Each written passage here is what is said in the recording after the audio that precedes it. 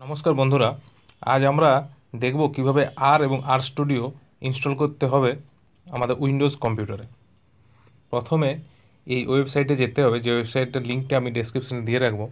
সেখান থেকে latest version আর সফটওয়্যারটা ডাউনলোড করতে হবে। তারপর আর স্টুডিওর ওয়েবসাইটে গিয়ে, আমি এই লিঙ্কটাও দিয়ে রাখবো ডেসক্রিপশানে, সেখান থেকে এই সফটওয়্যারটা ইনস্টল করতে হবে। এটা আর স্টুডিও সফটওয়্যার। তারপর প্রথমে আরকে ইনস্টল করতে হবে। প্রসেসগুলো দেখিয়ে দিচ্ছি স্টেপ বাই স্টেপ কীভাবে করতে হবে। ইয়েস, ইংলিশ, চাইলে আপনারা অন্য ল্যাঙ্গুয়েজ, পছন্দ মতো ল্যাঙ্গুয়েজ চুজ করতে পারেন। তারপর নেক্সট।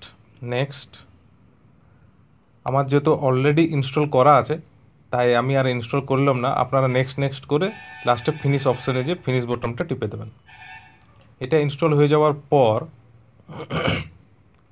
আর স্টুডিওর ইএক্সি ফাইলটা ওপেন করতে হবে। এটা কিছু সময় লাগছে, একটু দাঁড়ান। Yes, yes,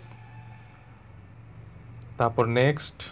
next, install. যেহেতু আমার অলরেডি ইনস্টল করা আছে, তাই আমি আর ইনস্টল করলাম না।